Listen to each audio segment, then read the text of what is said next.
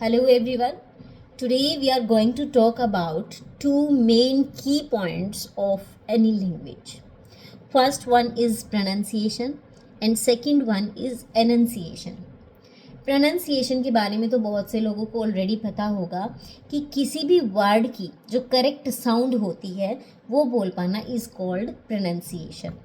जैसे कि अगर स्टडी लिखा है STUDY स्टडी, अगर मैं उसे स्टूडी पढ़ रही हूँ तो वो गलत है, मतलब मैं उसकी करेक्ट साउंड नहीं निकाल पा रही हूँ, मैं गलत प्रोनाउंसिएशन कर रही हूँ, ठीक है, मिस प्रोनाउंसिएशन कर रही हूँ, तो वहाँ पर प्रोनाउंसिएशन बोलते हैं।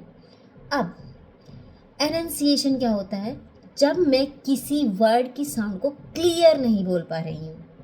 फ़र्क समझिए, pronunciation is about correctness and enunciation is about clearance. जब किसी चीज़ को करेक्ट बोल पा रही हूँ, करेक्ट उसकी साउंड निकाल पा रही हूँ, दैट इज़ कॉल्ड प्रोनाउंसिएशन। और जब किसी चीज़ की साउंड क्लियरली निकाल पा रही हूँ, दैट इज़ कॉल्ड एनंसिएशन। अब एग्जाम्पल से समझते हैं। फॉर एग्जाम्पल स्टडी, मैंने अभी अभी बताया आपको, स्टडी को अगर मैं स्टूडी पढ़ रही हूँ तो वो हो जाएगा मिस प्रोनाउंसिएशन, गलत प्रोनाउंसिएशन, ठीक है।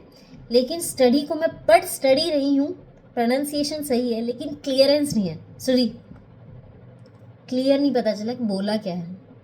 बोला मैंने अपने आप में सही है कि स्टडी ही बोला है, लेकिन मैंने क्लियरली नहीं बोला है, ठीक है।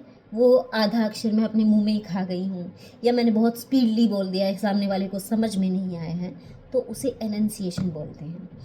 कई बार कोई इंसान सही बोल रहा होता है, मतलब उसकी जो प्रोनाउंसिएशन होती है वो करेक्ट होती है, लेकिन उसकी स्पीड या उसकी लोअर टोन की वजह से वो समझ नहीं आती है, तो सामने वाले को क्या बोला जाता है कि आपकी प्रोनाउंसिएशन सही नहीं है, जो कि एक करेक्ट जजमेंट नहीं है।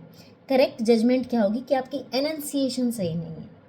प्रोनाउंसिएशन तो उसकी सही है, उसने सही बोला है, स्टडी को स्टडी ही बोला है, लेकिन आपको वो चीज़ स्पीड की वजह से या दबी हुई आवाज़ की वजह से समझ नहीं आई है, तो इसका मतलब आपको क्लियर आवाज़ नहीं आई है। इसकी वजह से हम उसे बोलेंगे कि आपकी एनंसिएशन सही नहीं है। दोनों में फ़र्क होता है।